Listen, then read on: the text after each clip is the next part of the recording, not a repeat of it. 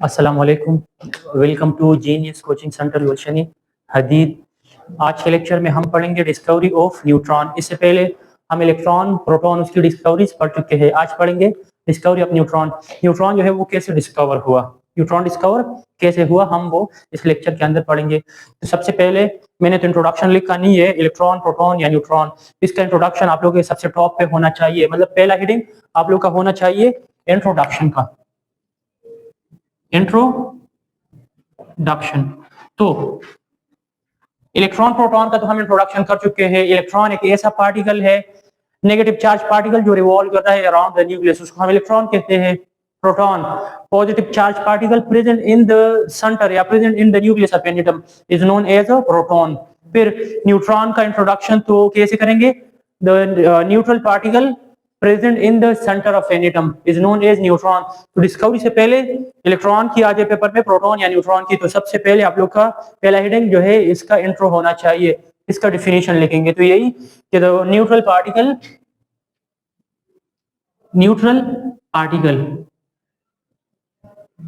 Present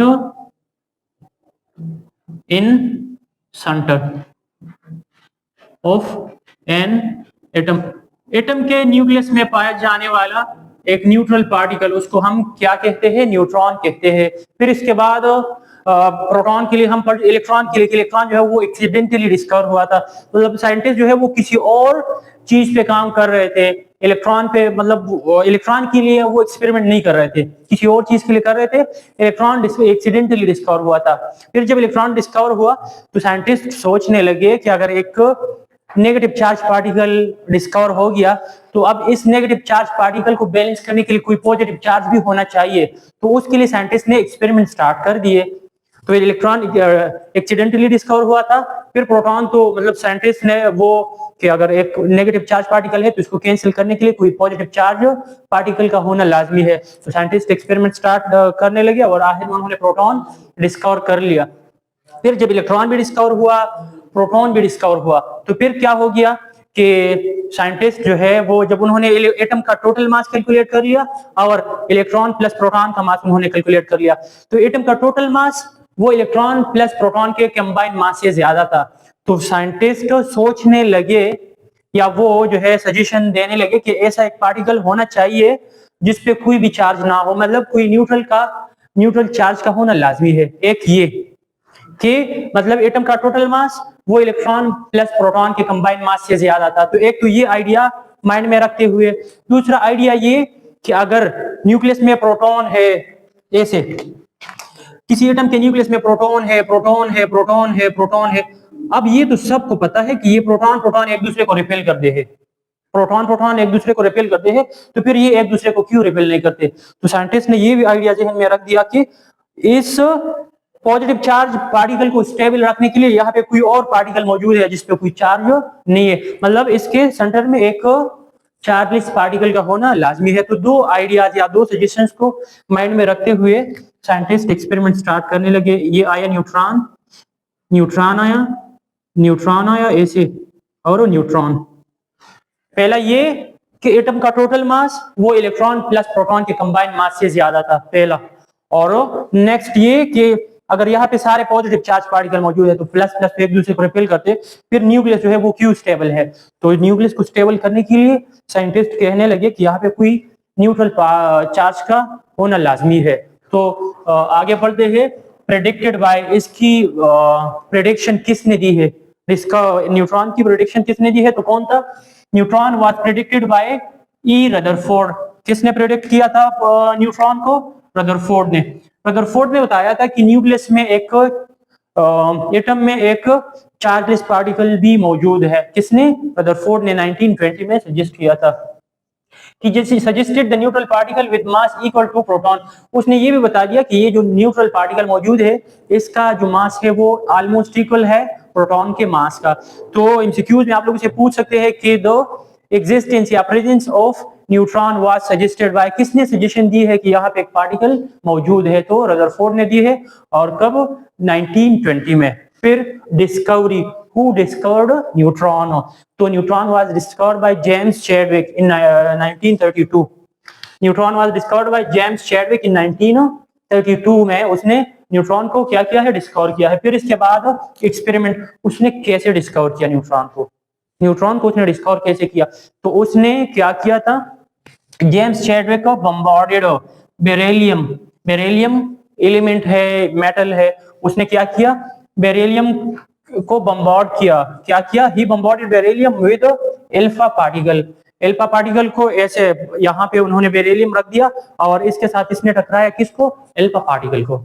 beryllium के साथ इसने अल्फा पार्टिकल को जब टकराया, जब बम्बार्ड किया, तो उसके रिजल्ट में जब दो पार्टिकल उसने टकराए, इसको दो पार्टिकल को जब इसने टकराया तो क्या हुआ, उसके रिजल्ट में एक कार्बन बन गया, प्लस कार्बन के साथ न्यूट्रॉन जो है वो इमिट हो गए थे। क्या हो गए थे, इमिट हो गए। अगेन मैं बता रहा हूं, इक्वेशन मैंने प्रॉपर किया है। हीलियम या अल्फा पार्टिकल को उसने टकराया है किसके साथ, बेरिलियम के साथ, उसके रिजल्ट में बना है कार्बन प्लस न्यूट्रॉन जो है वो बन गए थे। तो यही चीज मैं यहाँ लिख चुका हूँ। James Chadwick bombarded beryllium with alpha particle. याद रख ले, ये जो अल्फा पार्टिकल है ना, ये बराबर है, इसको हम इससे अल्फा सिंबल से डिनोट करते हैं, और ये जो है ये बराबर है हीलियम न्यूक्लियाई का, हीलियम न्यूक्लियाई का। अब हीलियम के न्यूक्लियस में दो न्यूट्रॉन है, दो प्रोटॉन है, तो 2 + 2 तो 4 बन गया। अब प्रोटॉन कितने हैं, 2 है, तो atomic number is 2, mass number उसका क्या है, 2 + 2 तो 4 आया। और इस पे चार्ज, तो इसमें कितने प्रोटॉन मौजूद है, 2 मौजूद है, तो एक प्रोटॉन पे प्लस चार्ज, दूसरे पे प्लस चार्ज, तो +2 चार्ज जो है इस पे। अक्सर एमसीक्यूज में फिर पूछ भी लेते हैं। जब उसने टकराया बेरिलियम को किसके साथ, अल्फा पार्टिकल के साथ या हीलियम न्यूक्लियाई के साथ, जब बाय डूइंग सो, इस तरह करने से क्या हुआ, he absorbed the emission of some penetrating particle. जब उसने इस तरह कर लिया, जब दोनों को टकराया इसको इसके साथ, तो इसने ऑब्जॉर्व किया, उसने मुशाहिदा किया या उसने नोट किया किस चीज को, the emission of some penetrating. यहाँ पे आप लोग हाई पेनिट्रेटिंग, जब उसने दोनों को टकराया तो हाई पेनिट्रेटिंग रेडिएशन जो है उसके रिजल्ट में प्रोड्यूस हो गए। इक्वेशन मैंने दिया है, इक्वेशन बीई, बेरिलियम का एटॉमिक मास है 9, एटॉमिक नंबर उसका क्या है 4 है, प्लस टकराया क्या है इसके साथ, हीलियम न्यूक्लियाई को जिसका मास है 4 और नंबर, एटॉमिक नंबर उसका क्या है 2 है। तो 9 + 4, तो हमारे पास पहले इसको कर ले, और 2 + 2 तो आया, 4 + 2 तो 6 आया हमारे पास, 9 + 4 तो हमारे पास आया 12 + 1, 9 + 4 बराबर है 13 का। तो ये हमारे पास जो है कार्बन के साथ हाईली पेनिट्रेटिंग रेडिएशन जो है वो इमिट हो गए। जब ये इमिट हो गए तो उसने क्या किया, कंक्लूजन, रिजल्ट या नतीजा, न्यूट्रॉन इज फंडामेंटल पार्टिकल। उसने, वो साइंटिस्ट इस रिजल्ट तक पहुंच गए या चैडविक कि ये जो न्यूट्रॉन है ये भी एटम का फंडामेंटल, ये एटम का बुनियादी पार्टिकल है, पहली बात। Next, responsible for stability of the nucleus. Nucleus के स्टेबिलिटी के लिए यही पार्टिकल जो है रिस्पॉन्सिबल है, जिम्मेदार है। मतलब न्यूक्लियस अगर स्टेबल है तो उसके लिए रिस्पॉन्सिबल कौन है, न्यूट्रॉन है। इसके अलावा चार्जलेस पार्टिकल, इस जो पार्टिकल मौजूद है ना, ये जो पार्टिकल डिस्कवर हो गया ये चार्जलेस है, इस पे कोई चार्ज नहीं है, और mass nearly equal to proton. Neutron का मास ऑलमोस्ट इक्वल है मास ऑफ प्रोटॉन का, और ही नेम्ड इट न्यूट्रॉन। चैडविक ने इस पार्टिकल को न्यूट्रॉन नाम दे दिया, और फिर 1 न्यूट्रॉन बराबर है हमारे पास 1842 इलेक्ट्रॉन का। कल हम पढ़ चुके थे कि एक प्रोटॉन बराबर है 1836 प्रोटॉन का, और एक न्यूट्रॉन वो 1842 इलेक्ट्रॉन का जो है इक्वल है। ये याद रख ले, अक्सर एमसीक्यूज में पूछ लेता है कि एक न्यूट्रॉन जो है, एक न्यूट्रॉन इलेक्ट्रॉन से 1842 टाइम हैवियर है, कितना, 1842 गुना हैवी है, या एक प्रोटॉन इलेक्ट्रॉन से कितना हैवी है, तो न्यूट्रॉन जो है प्रोटॉन वो 1836 टाइम हैवियर है, किससे, प्रोटॉन से। आइए पढ़ते हैं इसके प्रॉपर्टीज ऑफ न्यूट्रॉन। न्यूट्रॉन जो डिस्कवर होगी इसकी प्रॉपर्टीज। तो सबसे पहले न्यूट्रॉन पे कोई चार्ज नहीं है, पहले हो गया।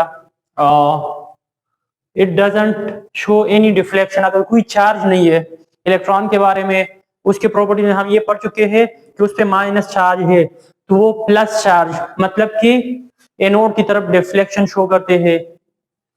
प्रोटॉन पे प्लस चार्ज था, तो वो इलेक्ट्रिक फील्ड में अगर हम उसको, प्रोटॉन या कैनाल को अगर हम इलेक्ट्रिक फील्ड से पास करेंगे तो उस पे प्लस चार्ज है, तो वो माइनस चार्ज, मतलब कैथोड की तरफ डिफ्लेक्शन शो करेंगे।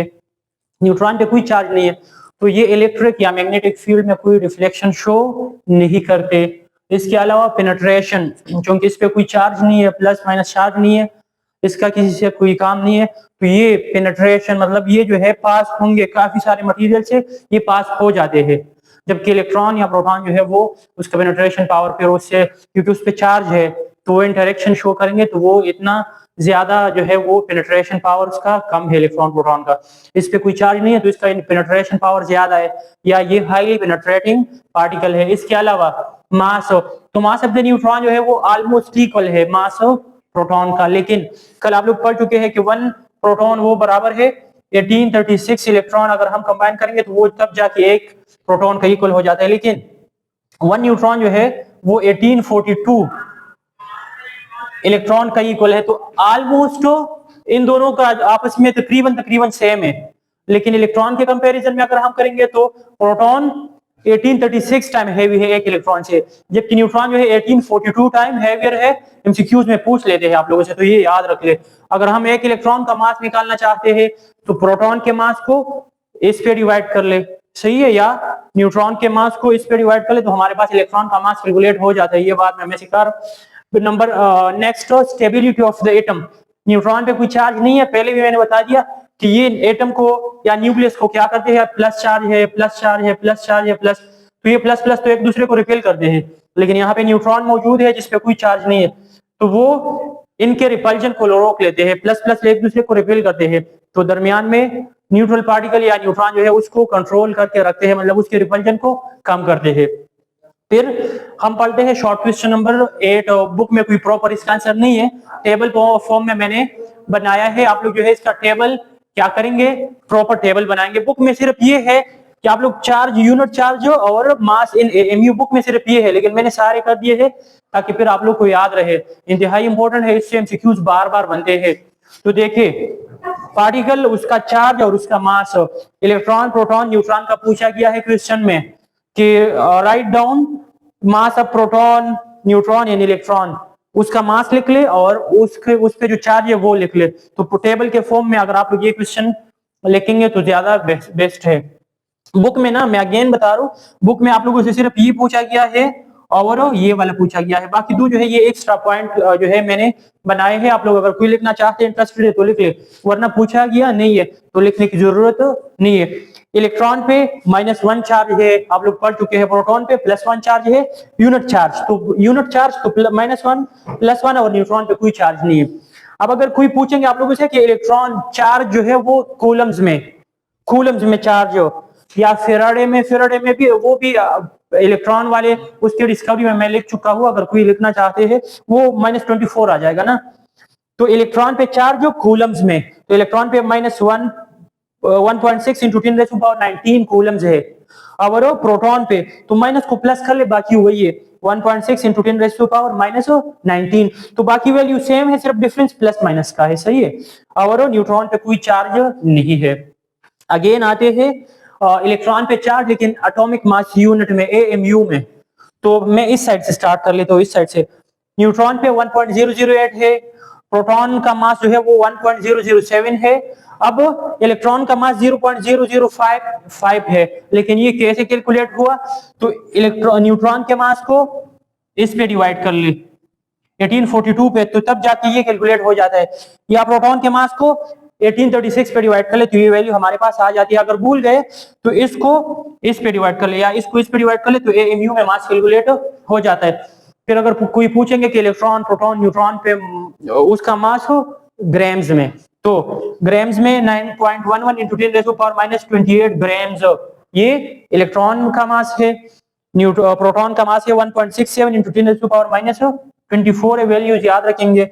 और न्यूट्रॉन का देखिए, हम कहते हैं कि न्यूट्रॉन प्रोटॉन से थोड़ा हैवी है, तो 1.675 × 10⁻, वैल्यूज ये वाले पावर दोनों का सेम है, लेकिन यहाँ पे 5 एक्स्ट्रा है, जब ये हम करेंगे तो वो वहां पे उससे हैवी हो जाता है। तो ये शॉर्ट क्वेश्चन नंबर 8 का आंसर है।